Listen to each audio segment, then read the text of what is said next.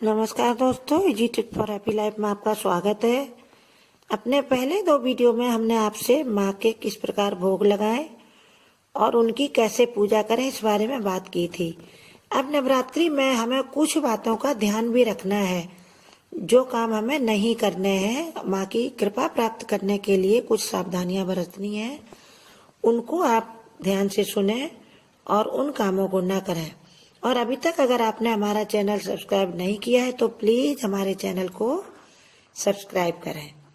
इसमें सबसे पहली बात जो आपको ध्यान में रखनी है, उन 9 दिनों में जिनका बचाव रखना है वह है जैसे माता के रूप की पूजा की जाती है और कन्या 9वें दिन हम खिलाते हैं। तो इन 9 दिनों के बीच में अगर हमारे घर में अचानक कोई कन्या या स्त्री आती है, सौभाग्यवती महिला, तो उसको खाली हाथ ना लौटाए, कुछ न कुछ उसको भेंट अवश्य दें जब वो आपके घर से वापस जाए।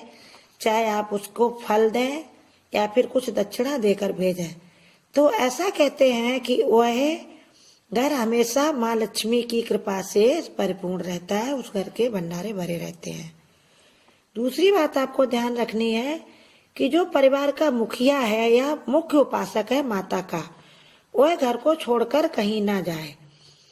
यदि आवश्यक कार्य से या वो कार्य करते हैं या नौकरी पेशा वाले हैं तो घर में कोई न कोई सदस्य अवश्य रहना चाहिए, क्योंकि जो माता की स्थापना करते हैं और जवारे बोते हैं उस घर में ताला नहीं लगाना चाहिए। और जिस घर में अखंड ज्योति जलती है ऐसे घर को ताला बंद करके न जाए। माता के पास कोई न कोई अवश्य रहे। तीसरी बात आपको ध्यान में रखनी है कि इन 9 दिनों में कभी भी काला वस्त्र न पहने। माँ की जहाँ स्थापना की जाती है, पूजा की जाती है, तो काला रंग जो है वो असुर शक्तियों का परिचायक है। इसलिए काले रंग के वस्त्र न खुद पहने, न अपने बच्चों को पहनाए, न अपने घर के मुखिया को पहनने दें। ये बात माताएं विशेष रूप से ध्यान रखें। और इन दिनों में जो माताएं व्रत करती हैं या कन्याएं व्रत रखती हैं उनको चारपाई पे नहीं सोना चाहिए। हाँ, तख्त या लकड़ी के बने हुए बेड पर आप सो सकते हैं, उस पर साफ सुथरे कपड़े बिछाएं, उस पर आप सो सकते हैं, लेकिन चारपाई जो बुनी हुई होती है उस पर न सोएं, उसको अपवित्र माना जाता है।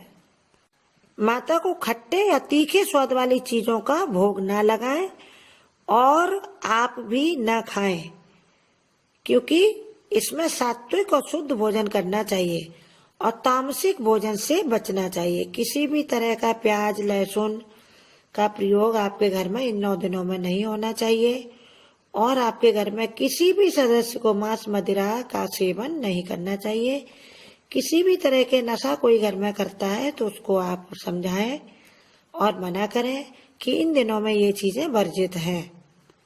इन 9 दिनों में आप या आपके घर का कोई भी सदस्य नाखून न काटे और बाल न काटे। हाँ, यदि बच्चों का मुंडन का कोई सगुन साहित्य निकला है तो वह आप करवा सकते हैं, लेकिन बाकी सदस्य जो डेली रूटीन वाले बाल कटवाते हैं या फिर शेविंग या दाढ़ी बनाते हैं वह काम इन 9 दिनों में ना करें।